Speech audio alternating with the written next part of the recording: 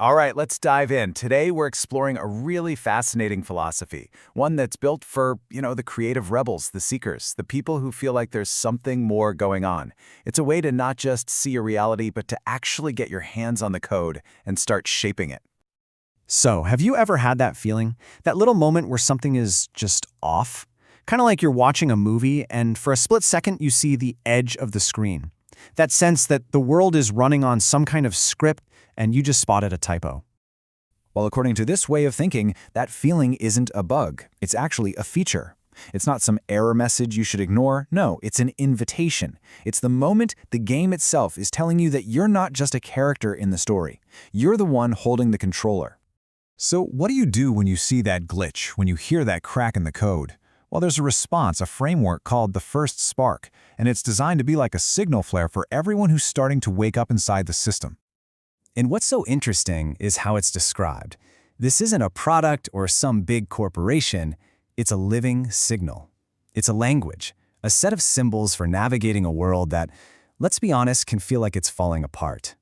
The whole point isn't to sell you anything, but to help you remember something you've known all along. And this isn't some ancient philosophy we're digging up. Nope, this is really contemporary. It started around 2020, kind of quietly, as a personal way for someone to make sense of all the chaos. And from there, it just grew into a public space, and now it's this whole ecosystem for, as they say, myth makers and system breakers. Okay, let's get into the nuts and bolts, the core operating system of this whole thing. This is where the philosophy completely reframes how we look at reality itself. So, the central idea is probably one you've heard before. Life is a game, a massive, cosmic simulation. But here's the critical difference. It's not a game being played on us. It's a game that consciousness, the universe, God, whatever you want to call it, created for itself, just so it could experience everything it could possibly be. And this is maybe the most important distinction to get. You are not your character. On one hand, you have the player. That's your true self, your soul, the consciousness that's actually playing. And on the other, you have the avatar. That's your body, your personality, your ego. It's the character you use to move around in this level of the game. The biggest challenge? The avatar is programmed with amnesia. It forgets it's just a character.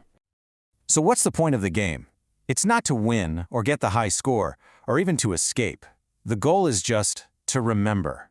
It's about waking up from that amnesia while you're still in the game and realizing, oh, right, I'm a piece of the source code.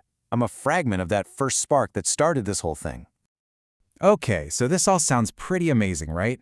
But how do you actually do it? How do you go from this cool idea to actually remembering who you are? Well, that's where the personal toolkit comes in. The whole purpose of these tools is to shift you from being a passive character, an NPC just walking around on a pre-programmed path, to becoming an active designer of your own experience. It's about picking up the keyboard and starting to write your own script. And here's a super practical example, the daily remembering ritual. It's this simple 5-step process you can do every single day. You've got the breath work, reminding you that you're both the code and the coder. And then you have this final super important step, release and live. You do the work, you set the intention, and then you just let it go and trust that the program is running. Now that second step mentions something called a sigil, and this is a really core tool. So what is it? A sigil is basically a personal symbol that you create to represent something you want to manifest. You can think of it like a spell, or maybe a better way to put it is it's like a custom icon you create to install a new program directly into your subconscious operating system. It's a way to bypass all the mental chatter and just program your intention right in.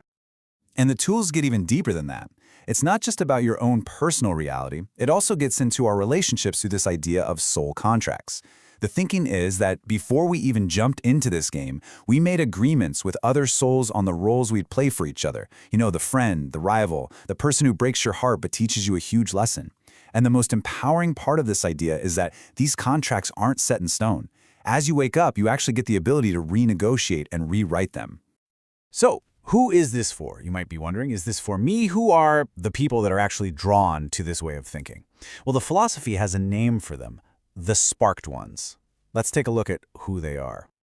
You'll notice this isn't about demographics. It's about a mindset. We're talking about creative rebels who just can't help but question the way things are. soul-driven builders who want to create new systems. They're the spiritual technologists, people who are totally comfortable mixing ancient wisdom with modern ideas. And ultimately, they're the ones who see that the old world is crumbling, but are spiritually tuned in enough to start building whatever comes next. And what really unites this whole community is a hunger for depth. This quote just nails it. They're not interested in shallow marketing slogans or catchy jingles. They want rich, powerful symbolism. They're searching for real meaning, not just a clever campaign. And this brings us to the final stage, the most empowering part of this whole journey. This is the ultimate level up in the game of reality. See, the end goal isn't just about becoming a really good player who knows it's a game. The real transformation is when you evolve beyond that, when you realize you have the ability to actively help create the game itself. You become a co-author of the cosmic script. And this leads to this absolutely radical sense of self-sovereignty. It's this idea that you don't have to wait for someone to come heal you, or for some magic spell to save you.